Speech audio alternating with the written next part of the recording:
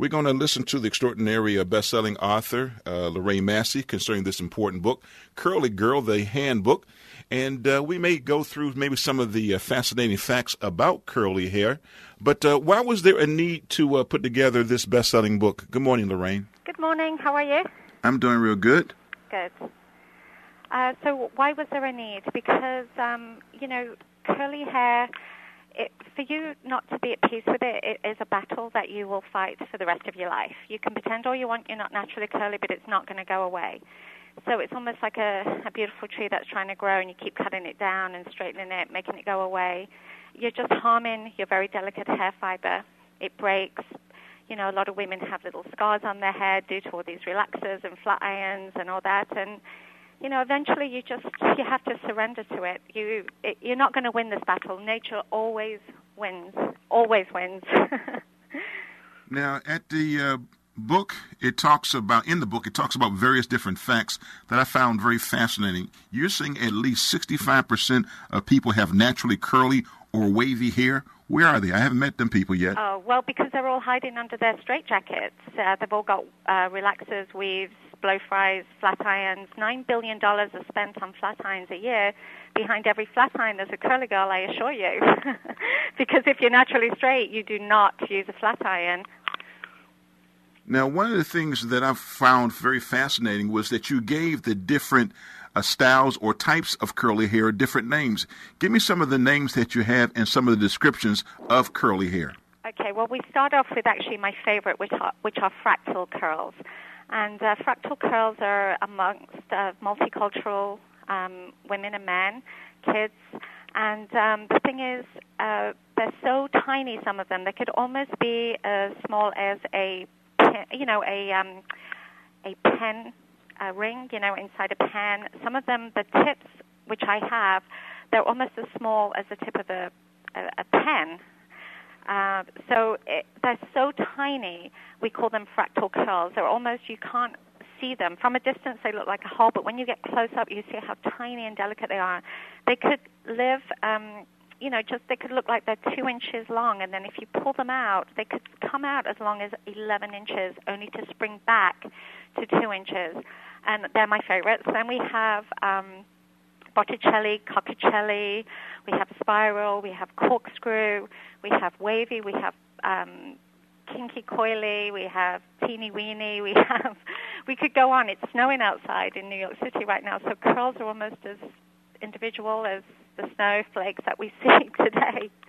It's really about you allowing your hair to just be, and we're always interfering with it. Now, give me some of the do's and don'ts in terms of choosing the right shampoo as it relates to the curly hair.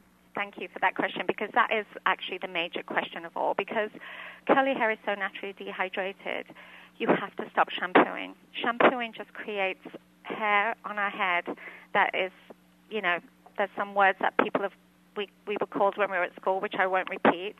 But, Brillo was one of them. But detergent shampoos that bubble will make your hair even drier.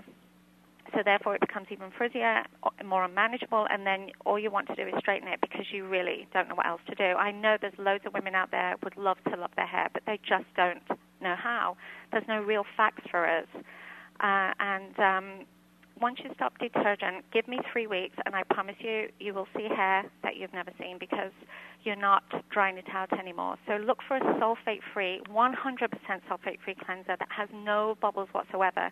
If you can't find one of those, just get your conditioner for now until you can, and I promise you, your scalp will feel better. You won't dry it out with all the salt detergents that are in all shampoos.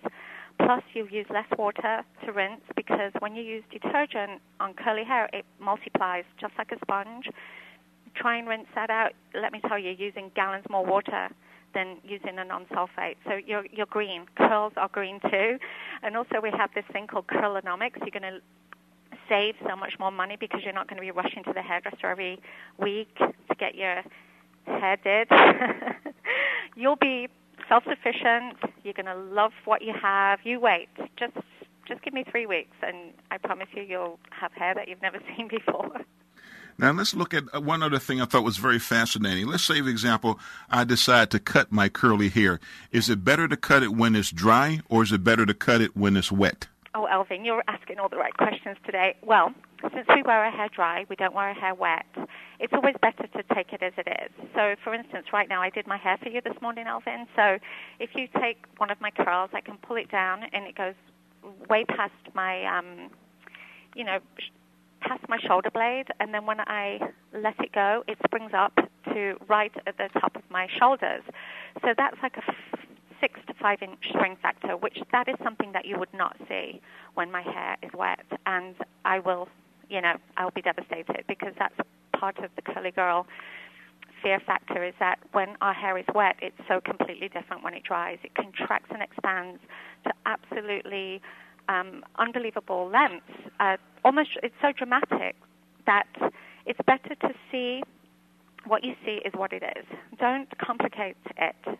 If you see a gorgeous, tiny, spiral little curl that when you pull it out, it's 11 inches and it springs back to 2 inches, trust that. Just go to the very end of that little, tiny, little, gorgeous curl and snip the ends. Just oxygenate it. If you cut it wet, you're working on a fabric that it's distorted. It's like you being a fashion designer and, designing a dress around your body, but on wet fabric. It is going to shrink, and it's going to contract. Everything wet expands. Everything that dries contracts. Well, the name of this book is entitled Curly Girl. It also includes a step-by-step DVD, since we all cannot rush to New York to hang out with you, Lorraine. But what we want to do is, before you go, tell me how to get a copy of the book, and then hopefully we can connect later on Facebook, okay? Tell me how to get the book. I would love that. Okay, so yes, we're on Facebook under Diva Curl. We're on Curly Girl, the Handbook. I'm also on there too, Lorraine Massey. So any questions about hair, I'm there 24/7. I'm a 24/7 curly girl. You can get the book on Amazon.com. You can get it through DevashanSalon.com. You can get it. And I want to just say thank you for making it #1 on Amazon in the beauty and style department.